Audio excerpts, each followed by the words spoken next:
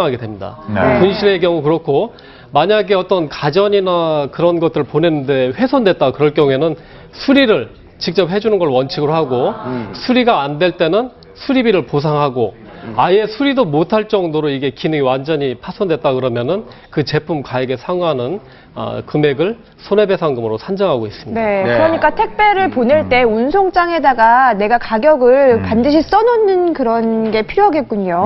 네. 맞습니다. 예. 네. 가급적 운송장에 어떤 제품 얼마 현실적으로 조금 어렵지만 그래도 하는 게 좋습니다. 예. 아, 이게 반드시 써야 되는 건 아닌데 써놔야 좋은 거군요. 써두면 좋습니다. 예.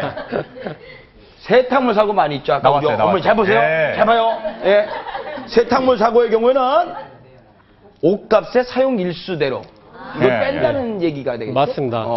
저희 한국소비자원에 이렇게 물류 창고에 보면은 전국 각지에서 온 세탁물 사고 그 세탁물이 굉장히 꽉 차 있습니다. 보면 그만큼 사고가 많다는 건데 세탁물은 오염, 탈색, 뭐 훼손 이런 게 주된 내용입니다. 그렇다면 어떻게 보상을 하느냐? 아까 그 블라우스 같은 경우에는 그 제품별로 내구년수가 다 있습니다.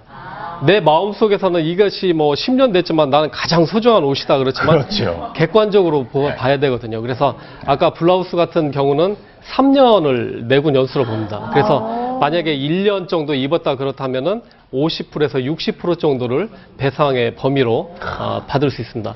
문제는 뭐냐면 세탁물 찾을 때 늦게 확인하고 한참 보관한 다음에 입으려고 봤더니 이랬더라 하면은 보상받기 어렵습니다. 가급적 그 자리에서 좀 옷 상태 보고 찾아오시는 게 좋고 네. 그 인수증 같은 것도 제대로 받아두는 게 좋겠습니다. 네, 보통 옷 같은 경우는 다 2, 3년을 기준으로 그렇게 매기게 되나요? 지금 제가 입은 양복 예. 이거는 4년입니다. 남자 정장, 여자 정장, 겨울 동복은 4년이고 하복은 3년입니다. 네. 아까 그 말씀드렸던 블라우스는 3년, 네. 스웨터도 3년입니다. 예. 그런 건 아니고요. 네. 제 이 옷은 5년째 입고 만 5년째인데요. 마음에 드는 옷이거든요. 멀쩡해요. 네. 근데 멀쩡해. 이걸로 세탁소에 갖다 줬는데 망가져왔다. 네. 그럼 당연히 내 손해배상 받을 수 있는데 다만 중고 가격을 받을 수 있는 거예요. 이 옷을 중고로 산다면 어느 정도 되겠느냐. 네. 이게 사용일수대로라는 것이 그 기간은 이제 일률적으로 정해져 있는 것은 편의상 정해놓은 거고 원칙적으로 손해배상 받을 수 있지만 중고 가격을 내가 입증해야 됩니다. 예.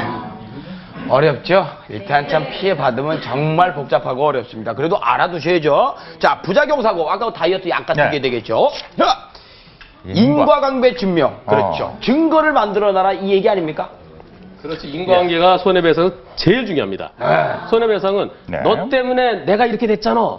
너 때문에라는 거.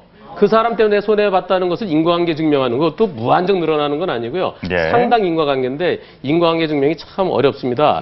예를 들어서 성형수술을 받다가 성형수술을 받고 나서 또 피부과에서 어떤 진료를 받고 부작용이 생겼을 때 예. 이것이 잘못돼서 내가 생겼다는 거 이것을 증명하지 못하면 손해배상 못 받아요. 네. 그러니까 뭐 성형수술이 잘못되어 있다는 경우에는 그럼 치료비를 받으면 될 것이고. 예. 예, 그리고 뭐 이제 가전제품의 하자 같은 경우는 뭐 이제 그 고장 수리가 힘들게 되면 새 제품으로 바꿔주는 게 그 정도는 별거 아니죠. 그래서 네. 새 물건을 받으면 되는데 문제는 압력밥솥 같은 게 터지는 수도 있습니다. 또는 뚝배기 같은 것이 거기다 계란찜을 하다 터지는 경우라든가.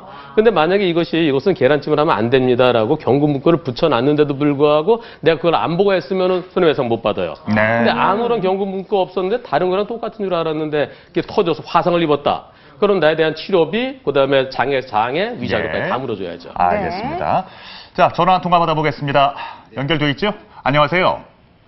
안녕하세요. 네. 말씀하시죠. 네. 다이어트 식품을 먹기 시작하자마자 얼굴 전체에 화농성 여드름이 생겼어요. 판매 초에 문의했더니 좋아지기 전 독을 빼는 단계에서 나오는 명형 현상이라고 네. 한 달 정도 기다려보라고 그러시더라고요. 음. 근데 한 달이 지났는데도 심해지기만 하는 거예요. 네, 결국 병원에 갔더니 부작용이라고 피부과를 1년 넘게 다녔어요. 아이고. 살은 살대로 안 빠지고 피부 치료 때문에 병원비며 피부에 좋은 화장품 구입 비용도 만만치가 않았어요. 아직도 판매하는 그 회사를 상대로 손해배상 청구가 가능한지 물어보고 싶어서요. 네, 어떤가요? 우선 손해배상 청구하려고 그러면 아까도 말씀드렸듯이 인과관계가 제일 중요한데요. 그 다이어트 식품 때문에 식품의 문제로 인해서 내가 이런 부작용이 생겼다는 증명해야 되는데 네. 이 여드름 같은 거 나는 거 피부에 어떤 부작용이 있는 것은 내 스트레스로